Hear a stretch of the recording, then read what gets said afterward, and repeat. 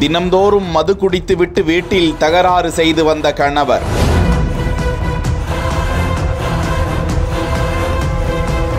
குடினால எவ்வளவு பிரச்சனை என கத்திய மனைவியை கத்தியை எடுத்துக்கொண்டு கொலை முயற்சி செய்த கணவரை ஒரேடியாக குத்தி கொலை செய்த மனைவி. சரிந்து விழுந்த கணவர்.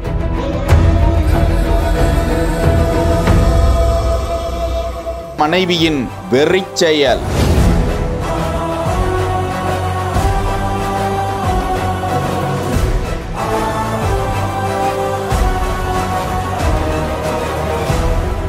திண்டுக்கல் மாவட்டம் முருகபவனம் அருகே உள்ள இந்திரா நகரில் வசித்து வந்தவர் 45 வயதான கண்ணன். இவரது மனைவி 40 வயதான மோகனாதேவி. இவர்களுக்கு ஒரு மகள் உள்ள நிலையில் மகன் தனியார் நிறுவனம் ஒன்றிலும் மகள் கல்லூரி ஒன்றிலும் பயின்று வருகிறாராம். கணவர் கண்ணன் லாரி பாடி கட்டும் ஒர்க் ஷாப் ஒன்றில் பணிபுரிந்து வந்த நிலையில் அவர் குடிபோதைக்கு அடிமையானவர் என்று கூறப்படுகிறது. இதனால் அனுதினமும் அவர்களது வீட்டில் பிரச்சனைதானாம். இந்த நிலையில் மீண்டும் மாலை வேலை முடிந்து குடித்துவிட்டு கண்ணன் வர வீட்டில் பயங்கர தகராறு ஏற்பட்டிருக்கிறது. அப்போது கண்ணன் வீட்டில் இருந்த கத்தியை எடுத்து மனைவியை கொலை செய்ய முயன்றாராம். அப்போது மோகனாதேவி கத்தியை பிடுங்கி கணவரை சரமாரியாக குத்தியதாக தெரிகிறது. இதில் சம்பவ இடத்திலேயே கண்ணன் உயிரிழந்துவிட இது குறித்து அக்கம்பக்கத்தினர் திண்டுக்கல் மேற்கு காவல் நிலைய போலீசாருக்கு தகவல் கொடுக்க சம்பவ இடத்திற்கு வந்து மோகனாதேவியை கைது செய்து போலீசார் விசாரித்து வருகிறார்கள்.